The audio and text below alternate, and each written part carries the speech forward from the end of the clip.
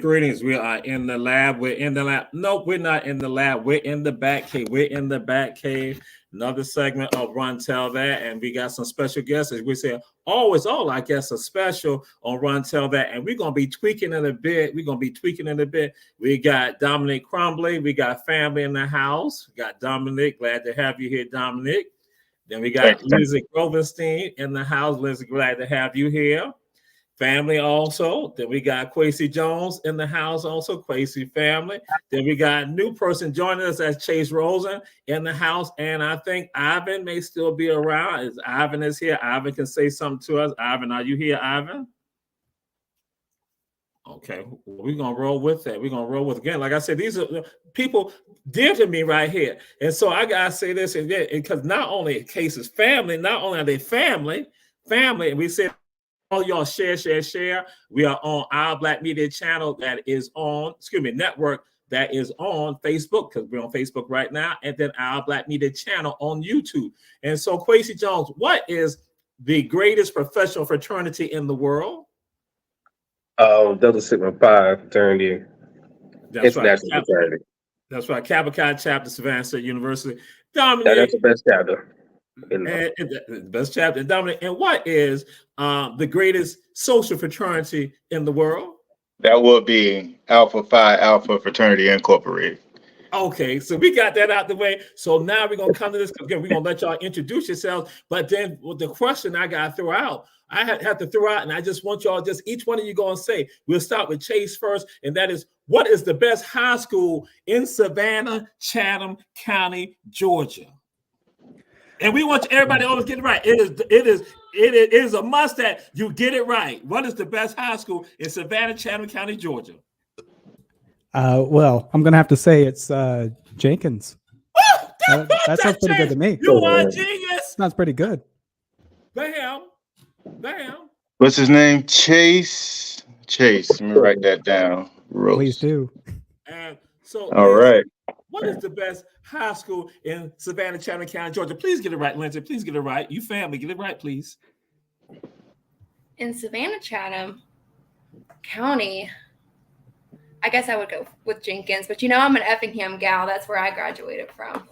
I know that, Lindsay, but we ain't talking about that. We talking about right now. That's why we're talking about. Okay. I mean, I'm not the best. I wouldn't say that, but. Lindsay, what's your cash at? I'm gonna have to buy your vote like some folks. Oh, hold on. We ain't gonna hold on. We're not going to trouble Kweisi with regards to. We're not going to trouble because Kweisi has already admitted it, because he's been on the show before. He's already admitted it. So, well, I never really admitted nothing. You know what I'm saying? I can't really say what's the best high school in Savannah. I know I didn't go to it. I went to a private school, so I don't know. I don't know. Yeah, Kweisi, Mr. Producer, we're gonna edit that part out. Yeah, I think the whole thing need to be edited.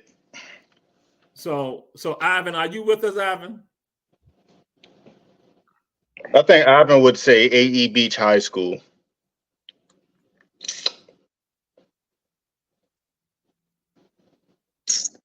I'm frozen. That's what happens. Well, you're frozen because it's close to December 4th. But anyway, we'll move on. AE Beach High School is the answer.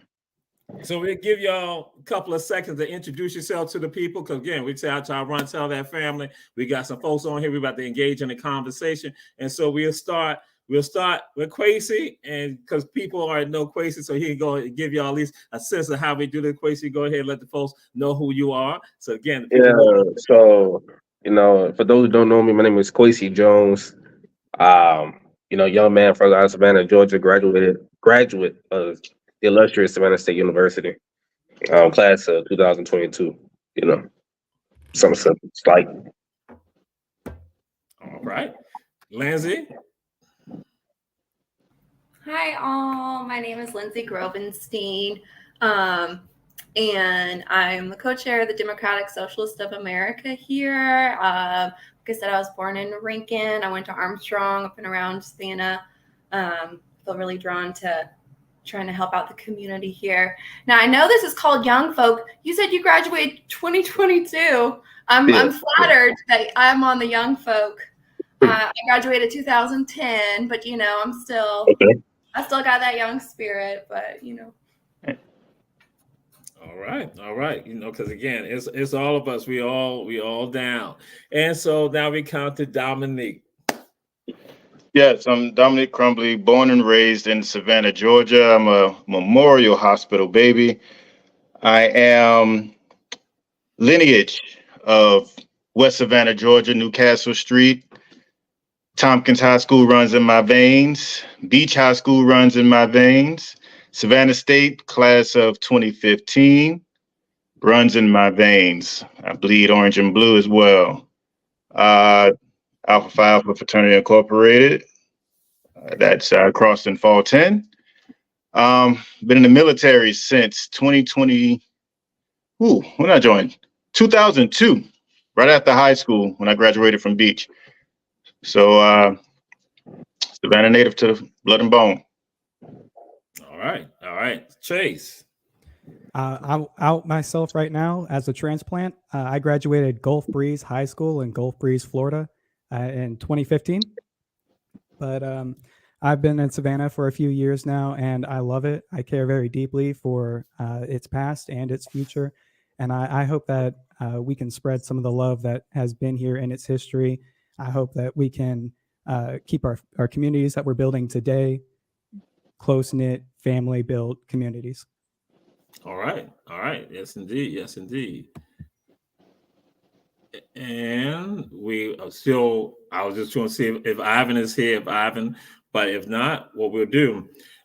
Okay, we have people from around the entire world checking out the show. And so, Rhea Scott, we're glad to have you. David Banner, glad to have you with us as always. Sean, glad to have you with us also. So, again, we got all of us. Malik Jones is checking us out also. So, share something with y'all. What happened for me is that this weekend I had the privilege to be able to go to the Bayou Classic in New Orleans. And so, Bayou Classic is Grambling University, Southern University. They are playing. And so, while I'm there in New Orleans, I am there at some establishments, and some of them are traditional establishments. I'm saying the buildings, traditional buildings that coming from a prior era of the 1900s and 1800s. But then I'm looking across the street from those buildings. I see other buildings that are skyscrapers, that are hotels, that are large, that are tall. And I'm saying to myself, there are some stories that were over there that are no longer known. There are some stories that were right there that people have forgotten about. So that was a part of it. And so then as I'm going through the city looking, then when we're leaving New Orleans, I'm looking at the skyscrapers, but then I'm also looking around the corner where one-story houses, residential homes, that I'm like saying, these people are right here, and they had the same type of housing that was over there in those communities. So I'm looking at that and I'm saying, guess what? So I'm looking at these voluminous structures that are there and looking at the small structures around the corner. And I'm saying that those were the stories and the lives of people that are right there. And I said, guess what? They're not known. Or when they're told in such a, I'm saying in a monetized way that is not really the blood. It is not the heart. It is not the flow of what really was there. That now we do it. We monetize it and just give a skim of what was there. And I said to myself, guess what? That's Savannah. That's Chatham County. That's us. That is what we have been talking about and have been putting out there, that again, the displacement and all of that now people have been displaced. But now again, because it is a tourist city, it's a city of conventions, a city that people enjoy, that you come in, but then the residents no longer are able to say they are part of that. And so that's what this conversation is about, because it is what we're talking about is the past, the present, and the future of Savannah. And want to engage in some conversation. And Chase, with your first person, we're going to throw it out to you. What are your thoughts with regards to what do you see as the future of Savannah? With the future of Savannah, I see good things. I think that there are some mistakes being made in terms of the industrial growth that we're seeing, but also in terms of some of the development we're seeing. You're talking about seeing skyscrapers right next to single-family residential areas. There's a disparity there that doesn't make sense. There's no middle ground. And I see Savannah having a recent history of that mistake, but making a pivot towards allowing more of that missing middle housing and allowing more of these types of communities where you can get your groceries at a corner store, where you can have a close-knit community around you, some community policing. I see a bright future with that, but we have to keep fighting for it. And we have to bring it back from the history that Savannah has. All right. Kweisi, what's your thoughts? What's the future of Savannah? Because we're going to delve into a lot of this right here as to what we see, what needs to happen, solutions. So Kweisi, what do you see as the future? That's a great question. So when you ask me what's the future of Savannah, Georgia, you gotta, what aspect you talking about? You talking about as in the scenery or the people, the politics wise, you know what I'm saying? Right now, I see the future of Savannah being, like you said, a loss of history, different from what it was. With this election that just passed, I feel like a lot of people made a mistake with either not voting or voting for that particular person. I feel like it's not really going to be a good outcome, if that makes sense. Okay. All right. And so, Lindsay. I think we've been at this moment. I mean, and people have, and all throughout history, we've been at these moments of like, this will change or things will not change, and can we change what's happening?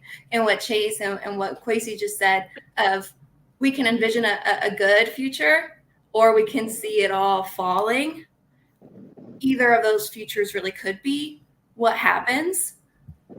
And it's really determined by what do we do in this moment, So as Savannah's continuing to be bought out, and as we're seeing these type of trends, if we don't, as a people, step up, we will see histories erased, and we will see tourism and development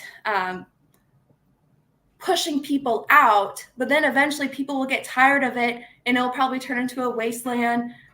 Who knows? You could think like that, or we could think like Chase and think about all the good that could happen too. And I believe that both of those happens, but it's really about what do we do about it. And I think that there are certain concrete things that we can be doing and that we are doing, but it's about building that collaboration among everybody who is trying to do better and to build a better community here. But we are kind of on that precipice of like, what is the future? It could be either. All right. And Dominique. The future of Savannah, it's we can see what's developing now. So we have an idea. Just as you said, you saw what you saw in New Orleans. One thing, what do they call New Orleans and Savannah? They call us sister cities, right? Yeah. So that's going into what you were speaking of, the things that you saw there. It's Savannah. But it's what we make it now that we see the momentum that's been going on, the shift that has taken place. It's all about our reaction. And with reaction, you have to have action. I'm a measure twice, cut once type of guy. And I don't like to spend too much time measuring. And that means I don't, planning is good. Let's plan. Let's make a plan. But we also need the action. So measure twice, cut once. So I'm ready to cut. I want to see more action being done and taking place. Because talking about it, having multiple meetings, we need action. Boots to the ground, boots where they need to be. Because sometimes that on the ground is not enough. So I'm a boot to chest type of person. Okay. All right, Ivan, you've joined us, Ivan. We're glad to have you with us. And we already understand, Ivan, you know the best high school in Savannah, Chatham County, Georgia is Herschel V. Jenkins High School, 820 Eastern Rand Avenue. So we got you on that. So again, what is the future of Savannah? What do you see as the future of Savannah? Your thoughts, because we're going to be delving deeper into some of this right here. No, absolutely. And, honestly, I've agreed a lot with what everybody said. So I guess maybe just to be contrarian, I think the future of Savannah is, as of right now, the future of a lot in this country, a lot of places in this country, which is pretty bleak. We see the rise of the militarization of the police force. We see a lot of our communities being sold out. We see a lot of what is referred to in a lot of leftist spaces as late stage capitalism. The amount of capital in these areas and the amount of wealth being able to be generated by the people and kept by the people is shrinking. What's going to happen is that wealth will be increasingly aggregated to the people in charge, and then it will be hoarded and undistributed. And I see that in Savannah. I see that in every place in this country. I see that in this direction, and I see that around the world. I didn't get a chance to introduce myself. I'm from Ecuador. That was where I was born and raised. I lived in Mexico. I've seen it all over the place. Everybody, the working class around the world is going through this issue. It's not exclusive to Savannah. It's not exclusive to America. I will say, just to not be a complete downer, but the future, if that is the direction, though, the future is still in the hands of the people. We make these choices. We decide what to happen. It's going to take bravery. It's going to take sacrifice, but we can make a better world. There's a great protest chant that I love, that we are unstoppable. A better world is possible. And I really do believe in that. Okay. And we engage in it. So let y'all know, Bernard Brown, share some things. We got Robert Bryan checking us out. Also, Aubrey Fuller, glad to have you here. Eddie, glad to have you also checking us out. So, Bernard Brown, one thing about our show with Rontel in particular, we have straight up, honest conversation. We don't have an issue. That's why what I want the audience, people checking us out on Facebook Live, the people checking us out on YouTube and on Roku television, which will air tomorrow on Roku. We're live right now. That they begin to hear people and they put it out there. That's why we have people come in, know who you all are, and that they're going to sit back and take this information in. And it's correct. And Ivan, you share something again and alluding to it that what I was going to throw out to you, that in Charleston, South Carolina, there's only one Black neighborhood in downtown Charleston right now.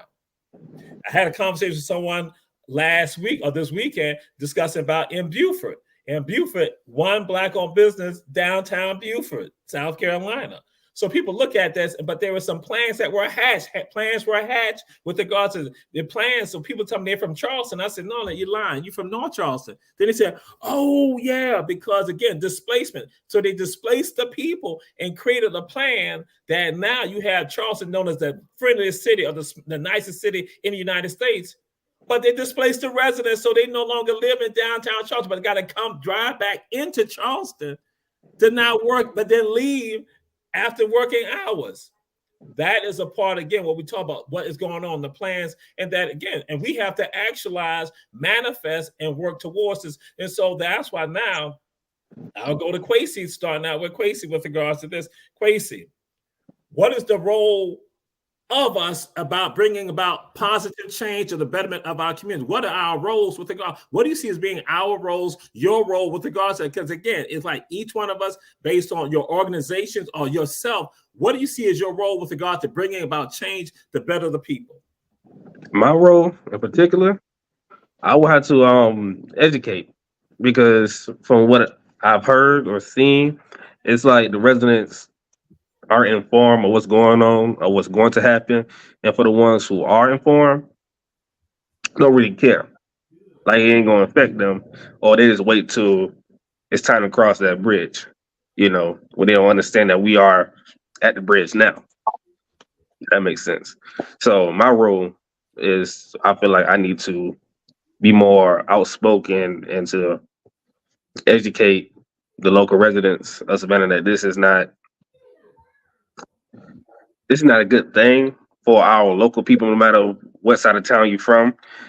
They trying to displace everybody. They want tourists to come here, people who are not from here, wasn't born here, to move here. It don't make sense, but that's their plan. And so we have to educate them on that. All right. Lindsay, what do you see as your role? What are our roles with regards to bring about a better community, bring about a better life for people here? Yeah, I think what Kweisi said is true, and all of us have to talk to each other. As I mentioned, I'm a part of the Democratic Socialists of America, and I have learned so much through this organization. And sometimes, like, even that word, like, socialist, can be such a scare word, and it was for me, an Effingham gal. Like, I was like, what is this, But really, what it is about connecting to each other and building a community that is. We are trying to build a community that is not profit driven, but is driven by the people, by giving power to people. Dominique, and I love what you said earlier. We could talk, and we're talking about it now, but with every meeting, we got to do something too, and strategizing, anything that we can. And it's not just one strategy, multiple, but it's like building. How can we build power among ourselves in different groups and in a mass organization? Eventually, we would love to do that, but tenant organizing, union organizing, labor organizing, like getting with your friends, and like, how can we create community of care with each other now? That's what that looks like, and then we can do so much more. But I think it's like a lot of people get caught in these lofty ideas of change, and what can I do? And you can just talk to your neighbor. You could talk to them about what's going on, what their struggles are, but also connecting the dots with each other and trying to bring that change. And so, and realizing who really is at the root of all these issues, and it is the people in power, and not each other, and trying to build that solidarity and that compassion with each other too, because there's a lot of fighting inward among the working class, and we can't do that anymore. Like we can't. Well, the enemy is way too powerful for that, and we all know that. So. Okay. All right, Dominique. So being military, we talk about planning a lot, and that's where you find your role. You first have to define the problem. So once you define the problems, your areas where you have your problems, that's where your roles come in. That's where your roles come from. So we seek out the problems, and we come up with ways to solve the problem. And that's how you define your role. So first, that will be my role.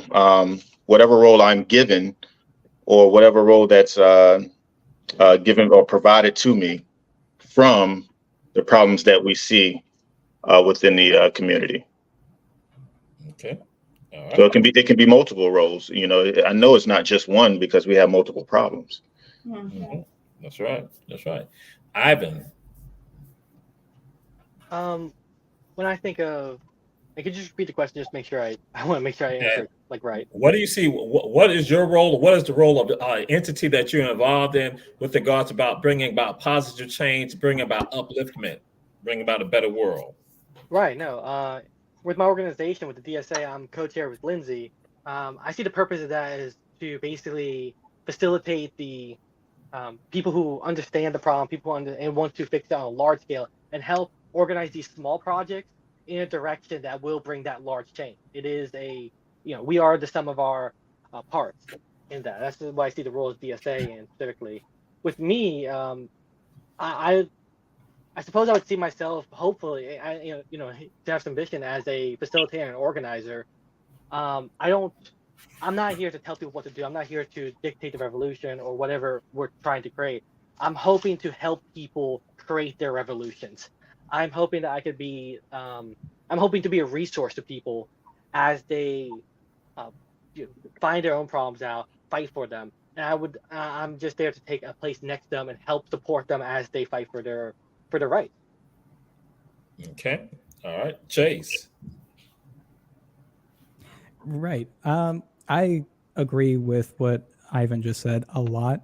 That was the bulk of what I was planning on saying, really, is especially being, like I said earlier, a transplant, I know that I'm not in any position to speak on behalf of any community in Savannah as it is today. I'm not a part of the history here. I admit that. That's fine. So I'm more than happy to listen to the issues that people are having and pass that along and repeat that and be an advocate for those people. However, as we are developing in the surrounding areas, I do want to be an advocate for how that shapes out to be. I want to have some say in these new developments, so they turn out less like Pooler and more like Savannah. I think that benefits everyone, because if we can have better built, more smartly designed developments, then that prevents a lot of harm around the community. That would ideally prevent a lot of the congestion we're seeing, a lot of the freight congestion, industrial encroachment. I'm really hoping to help fight all of that where there's new development. Okay. All right. So what we're going to do right now, we're going to go to a commercial because we got to get support out, the people who support us. So we're going to go to a commercial. Mr. Producer, we go to our first commercial right now.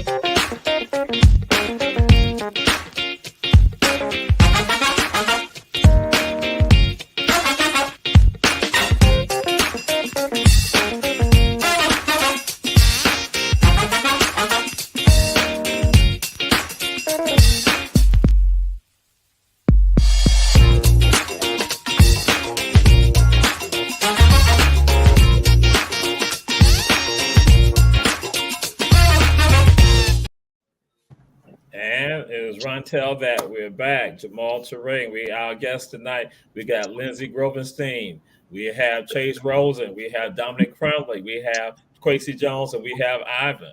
And so we say to everyone out there, we say share, and support our advertisers, Davis Bozeman Johnson Law Firm with offices in Atlanta, Statesboro, and Savannah. One Price Cleaners at the Farmers Market on the Augusta Road on Highway 80 in the Farmers Market in Garden City. In addition, Kim's Cafe, 714 MLK Junior Boulevard, and Shepherd's Food and Gas on Stiles and Gwinnett Streets. So, Lindsay, I have met Lindsay, seen Lindsay out there doing the work. And what is interesting is that we had one of the forums for the candidates that was held, and at the forum, the youngest adult at the forum was one Kweisi Jones. Kweisi was the youngest person at the forum that was held at the Delaware Center. He was the youngest person. And so Dr. King shared some. Dr. King said that African-American college students will be able to get Caucasian college students that was essential. He's saying college students, but he's saying young people to get involved in the movement. We've seen Lindsay with regards to work that Keisha Kelly was doing, Keisha Brooks also doing with regards to displacement. And we see Lindsay out there going forward with regards to carrying on with herself, her organization out there. So Lindsay, I got to throw it out there, got to throw this out there to you. Why are you not afraid? Because a lot of other young adults are afraid. Why are you not afraid? And what can help them not to be afraid? Because that's a part of the issue we deal with.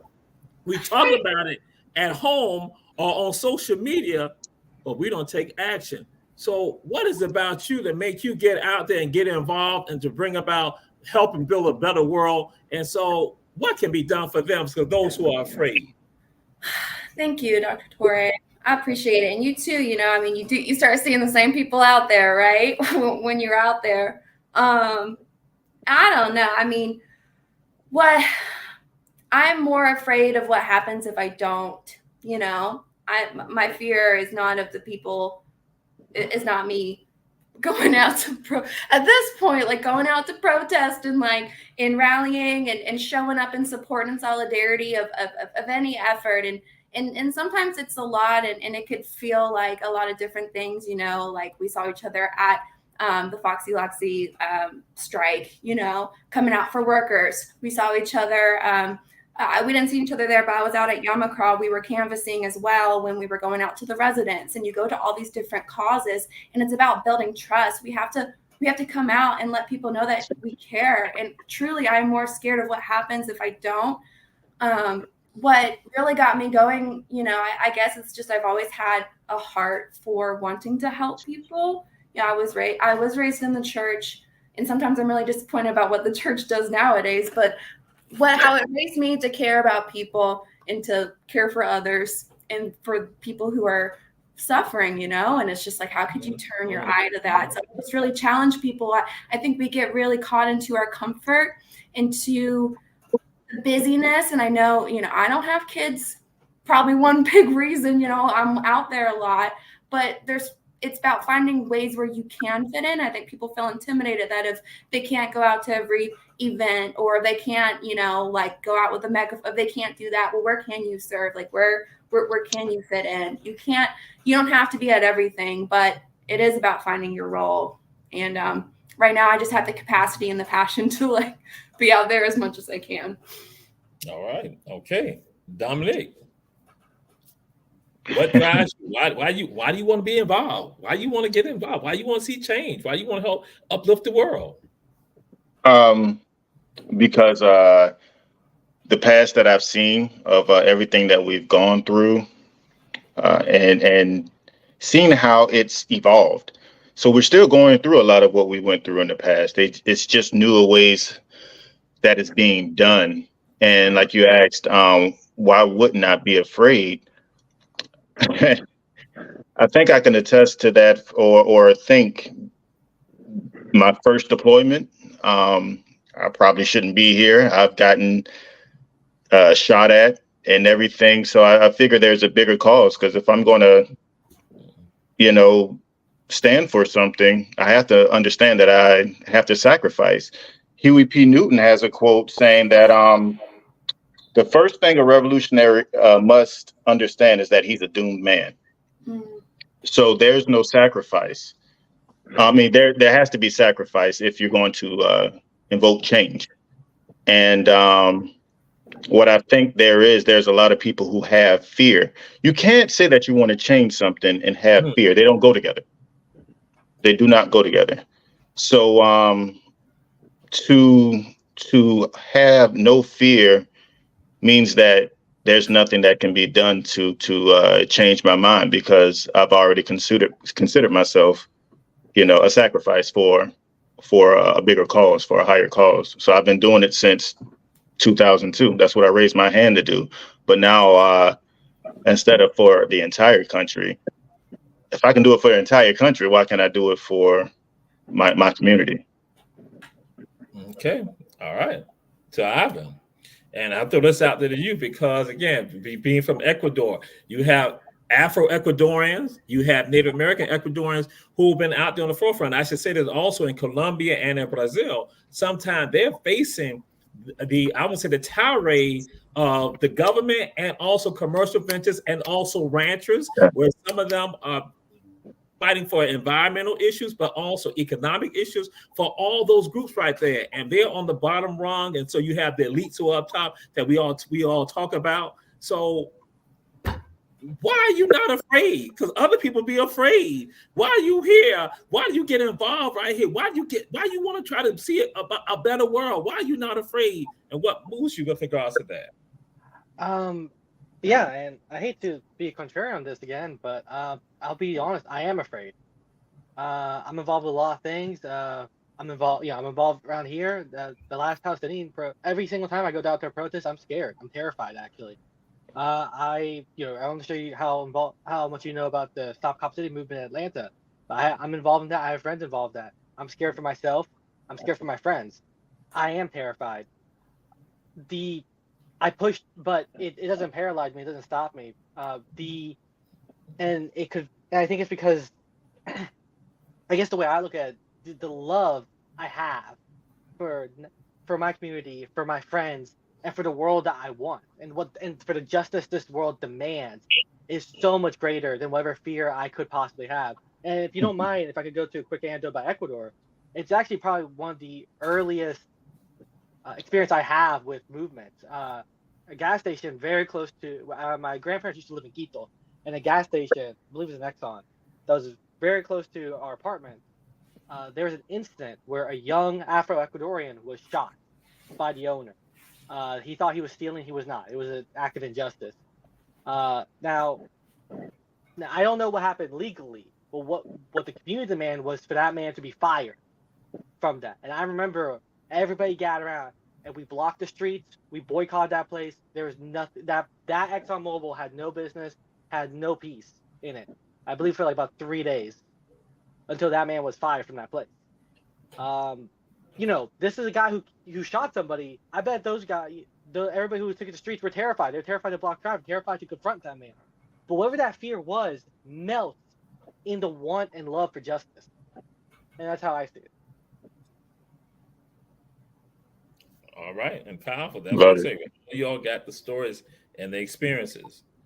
So, Chase, why are you out there? What moves you to be out there to bring about this better world that, again, what we all see that should be come to fruition? So, and why do you not have this fear like others? Because again, others can only talk about it inside their dorm rooms or in their apartments or in their homes or just on the phone. So what's about you? What makes you go out there to help try to bring about a better world? I'm angry. I go out there because I'm mad. I see the injustice, and the more I'm out there, the more of it I see. And it's beyond frustrating. It's infuriating. I might have forgotten to mention this. I'm also in the Democratic Socialists of America, and I started getting involved with this group when our abortion rights came under attack. I was angry, and I wanted to do something, and it just kept going from there. The more I learn about Savannah and where it has gone wrong, some of y'all might remember I think it was the Bartow homes. I read somewhere that in 1960, all of the white families were evicted so that they could segregate it. I thought that was awful. I looked up to see how it is today and learned that in, I think, 2005, it was demolished. So now it's not a home for anyone. It's an empty lot. And that's infuriating because I know that we can have homes for people. I know we can make that work. We've done it before. Other places do it all the time. There's no reason for us to segregate, for us to demolish. There was just no reason for it. And we can do more about that. That's just one example. And we're seeing it again with Yamakra. See, now Chase trying to be funny. Chase trying to be funny right now. See, because he want to throw about Bartow and see Dominique right over there. See Dominique right there and Kweisi right there. They saying weeping time. And see now that Chase gonna throw about we're gonna see. This is what I'm talking about. I had said I cannot associate with y'all radicals. I can't be associated with y'all. I'm trying to make these connections. I'm not trying to do that. You can't associate with us. You got to get some business. So what we going to do, because we're going to come back and we're going to continue this conversation. We're going to hit another commercial. But I understand y'all trying to be slick on little Jamal tonight. Y'all trying to be slick. Y'all trying to weave all this stuff together. I ain't trying to go down there. See, somebody want to go to keto and all that. I just threw some information. I don't need y'all doing that. So, Mr. Producer, we're going to go to a commercial, and I'm going to come back, and I'm going to have on something else. People won't recognize me with them.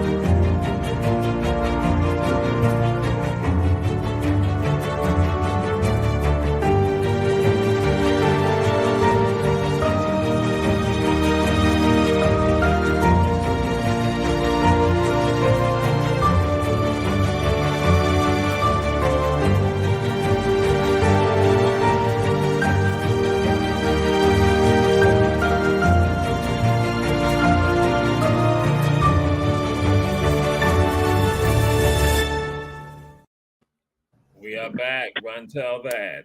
And we have with us Lindsay Grovenstein, Chase Rosen, Kweisi Jones, Dominique Crumbley, and Ivan. We are here, and we say that everyone share, and support our advertisers. Davis Johnson Bozeman Law Firm, offices in Atlanta, Statesboro, and Savannah. One Price Cleaners at the Farmers Market on Highway 80 in Garden City, and Shepherd and Gas, Food and Gas on Styles and Gwinnett Streets, and then also Kim's Cafe, 714 MLK Jr. Boulevard. And so, Dominique, we come to you with this right here. What we often hear people talk about, they go and say, and what they go and say, they say that younger adults go and say, people do not let them sit at the table of power and have the conversation. People don't let them invite them in to have their voices heard at these tables of power, these places of power. And now they're going to say, that's what I was going to say. They say young adults going to say that, but I like to just going to say the masses of the people. That is the masses. That again doesn't really. So other people think it's tied to age. I'm going to say no. It's tied to economic levels at times, at that person, educational levels. That again, the masses are not allowed. So what do you say to those people who go and say they will not let us sit at the table and will not listen to us? What do you say to them, Dominic? What do you put out there? What's the solution with regards to that? Kick the door down. All right. Okay. And Simple. Kweisi, what's your thoughts about that? People say that we're not invited to the table, especially with you being the youngest person there at this forum, the youngest adult at that forum. Like people say, young adults going to say, and the masses of people going to say, they don't let us be there. They don't invite us there. They don't listen to us. Like what Dominique said, he said you gonna kick the door down. I just gonna take a seat at the table and say what's up. You make your own spot. That's right. You can't tell us that we don't have a say so, and when it's going to affect us. So we make our own seat at the table.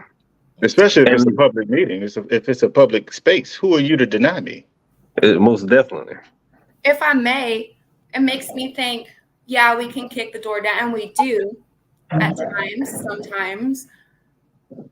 But often when we do kick the door down and we make our voice heard and they take our public comment and they listen, what do they do? They don't do anything.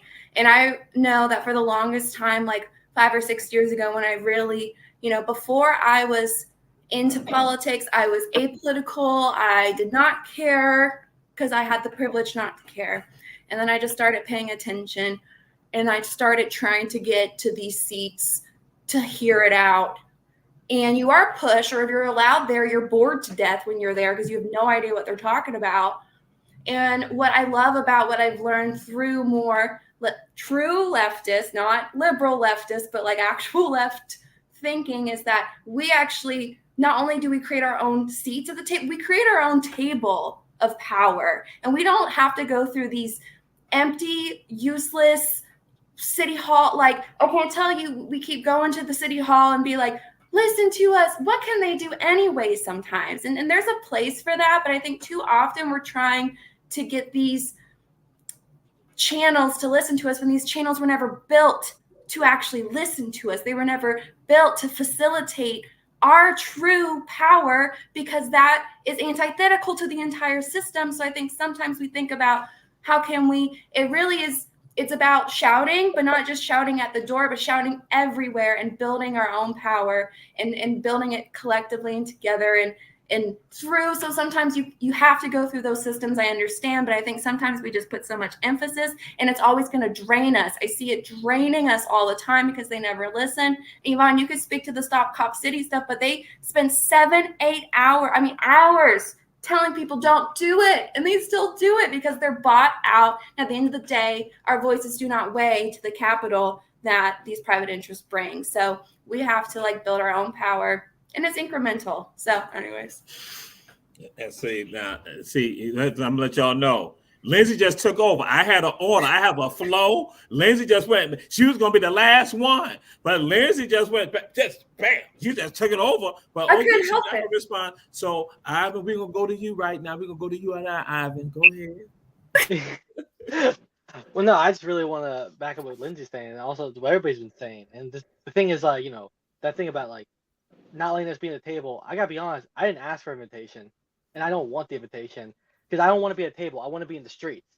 I want to be with There you people. I go. want to be where the action's happening. I've seen it. I've seen what happened at the table. It's just talking. What happened in the street? It's action. It's people do things and get things done. That's Right? If you right. want to, and I couldn't advocate this more. If you want to feed the hungry, feed the hungry. As in, literally, make a cook food. That's what we do in our mutual aid group. We cook food. We hand it out. People know us now. People can depend on us for free food, free. I don't even like calling it free because it's community provided. Free makes it sound like it's it's some sort of gift. No, it's us taking care of each other. And we could do that all the time. Like we try to like, oh, get the money to fund us. Man, we just do it ourselves. And we could like build that on a large scale. That's what it's about. Right. I gotta put myself on mute. No, just go ahead, Lindsay. Just go, Lindsay. Just go. Just hell. That's what you ain't the only one. Everybody take on Lil Jamal show. That's why I say we the Lil Brother show. All us show. Everybody run on Lil Jamal. That's fine. That's fine. So Chase, come to you. I'll be the contrarian this time. I go out when I can from time to time, and I'm happy to be there in the streets. Going back to what frustrates me is when I see the excitement in a young man who is homeless and working, he's still in his uniform. And when I tell him that there's some free food or some deodorant even that he can go and pick up, the light in his eyes it's great to see that energy in him, and it's horrible to know what caused it. But I'm still willing to try those channels. I've been to nearly every single Garden City council meeting and planning and zoning meeting for the past year, nearly every single one of them. And I'm making it my business to remind them what they promised. I tell them, hey, your city charter here, your plan for 2040, it says that you're going to start building more grocery stores, that you're going to make the communities more accessible for others. You need to start doing what you said you're going to do. Accountability. There are specific actions. Accountability. Yes, sir. There are specific things you said that you could do, and I haven't seen them. Hold your feet to the fire. I love it, Chase. Yes, and I do want to say that a lot of these people, especially in the smaller communities and in these smaller groups, they are community members too, and they were appointed or even elected, and they go in hoping to be a part of a democratic process and to represent the people. And I see that in quite a few of them. I really do. But they're at a loss because there's not much engagement. And that's a huge issue, is engagement. When just a few people show up every so often, that doesn't tell them what the community wants. When people show up consistently, they get an idea. When a lot of people show up, they really listen. Okay. I'm going to share this with you. We are going to have a problem. We're going to have a problem. I realize we're going to have a problem. There's a question I was going to pose to y'all. And we have 5 of you here on the show. And I realize that the question will not really do justice with regards to the amount of time what I want to pose to you all. And there was almost 2 parts to the question. And I know that it will not be right. And so, because like I shared with y'all, we like to put out information for our audience to help them, to impart information, to empower them, for them to go forward. And I realize, again, we have done something that is problematic. I need to know, can y'all come on the show next week? I'll be here. Yeah, I'm here. Would be honored. I'm gonna tell y'all what it is, and that's why I'm like, oh my God. The question is gonna be, I want you to create a world, that you think would be beneficial to all of us, each one of you, to create a world, and then you talk about and discuss that, which means that you now put out there what are the things, but then also, just like when Chase was talking about discussing some of this, and I'm discussing some of this right here, saying Lindsay interrupted and said what she said, that we need the people out there to hear what are some of the works that's going on right now here at least in Chatham County. People can get involved in, help with, and take care of other people.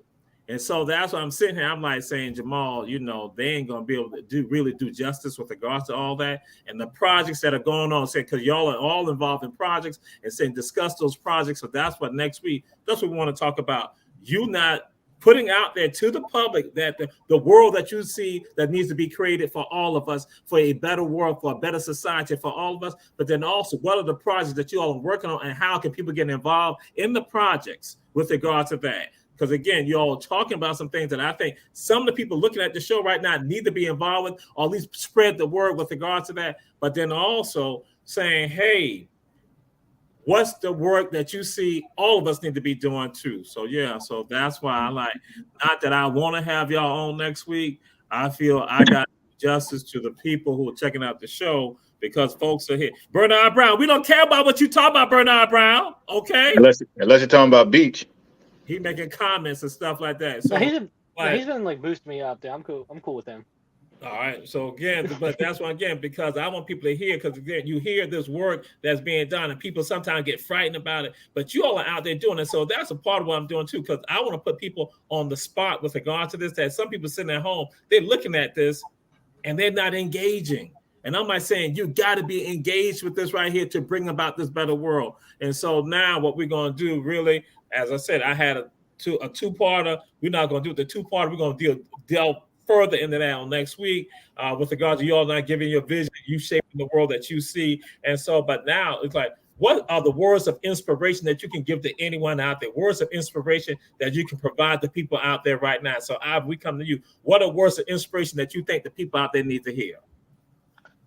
I mean, it's hard to say quickly. You ain't got to say quick. We got time on this right here. This time, I'm just saying the other one. That's why we didn't have enough time really to do justice to that. But now the words of go ahead. You got time. We got time on that. The word of inspiration I would just say is that it is possible. Like it goes back to what I said earlier. We are unstoppable. A better world is possible. It feels insurmountable, like the change. You look out, you read the news, everything feels like it can't change. It feels like this is the way it is. It feels like you should just try to survive in this messed up world. But the truth is, and it's almost scary, it's almost more terrifying, is we do have the power, and we can make that change. And to quote this brilliant anarchist writer, Ursula Le Guin, to paraphrase her, she said, the power of capitalism and its control feels unstoppable, but we thought the same thing for the divine right of kings. We were under a different set of rules, and we got a little bit more freedom from it, and we can even get a little bit more. And if you want to leave it, and if you don't mind, if I can put a teaser for next week's episode, something I've said about like how I see the world I want is, I've said I want the day to belong to the person who wakes up, and we don't have that right now, but that's the world I want to live. All right. Yes, indeed. So, Chase, word of inspiration. Yeah, my inspiration is just being there is enough. You don't have to do everything. You don't have to do. You don't have to make your life difficult. A lot of our lives are difficult enough as it is. A lot of the times, just being there makes a huge difference. If you can be in one place consistently, that makes a world of a difference for a lot of people. It doesn't matter if you're volunteering and helping feed people, clothe people, if you're working with Cop City by just simply writing letters to people who are wrongfully imprisoned. If you just do something small and you do it consistently, then you're doing so much more than a lot of people can do or are willing to do. And it is enough. Everything above that is gravy. It's the cherry on top. But showing up is plenty. All right. Kweisi, we come to you. Words of inspiration for the audience out there. And so. Sorry for technical difficulties first. I'm gonna say it the clean version. The words of inspiration I'm gonna give to y'all is what my uncle Torre gave to me a few years back. He said, "Do not be like the other Savannahans that don't do stuff." I'm gonna say stuff for the sake of the show. That's so. That's my words of inspiration. Let's get out there. Let's go change the world. Let's get active. Don't just sit there. Go do some stuff. Okay, I'm glad you get right. Thank you. You gave the clean version. Okay, Yeah. Lindsay, you gonna last. Lindsay, you gonna last. Okay, you gonna last. Because I knew you chomping at the bits. You gonna last. My God, I thought Dominique was bad. Oh my God, Lindsay. But oh my God, Nick, I didn't. Oh, Nick, I thought you was gone. Oh my God, I'm sorry. Okay. See how you do me?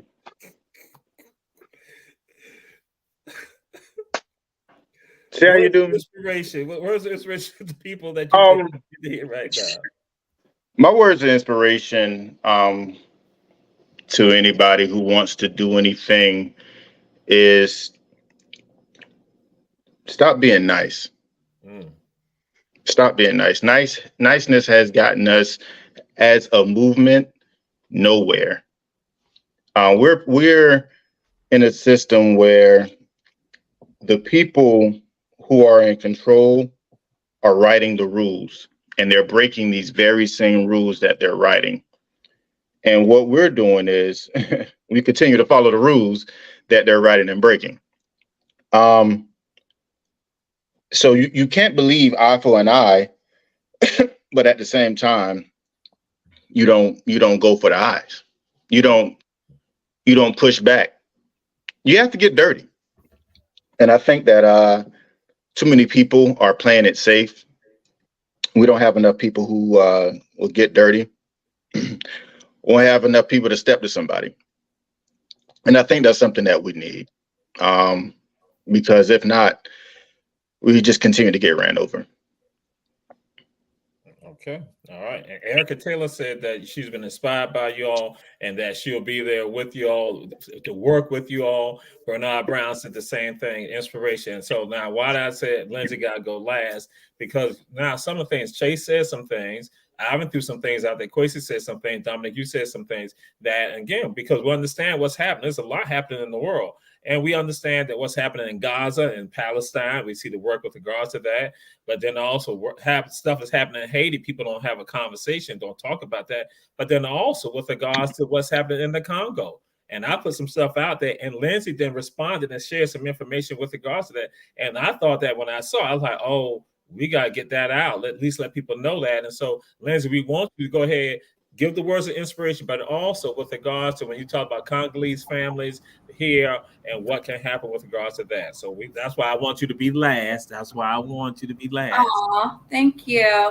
Yeah, in my daytime job, I work at a nonprofit called Inspiritus Refugee Services, and we actually probably didn't know it. Savannah is home to refugees. We resettle many refugee families from Afghanistan, Syria, Congo.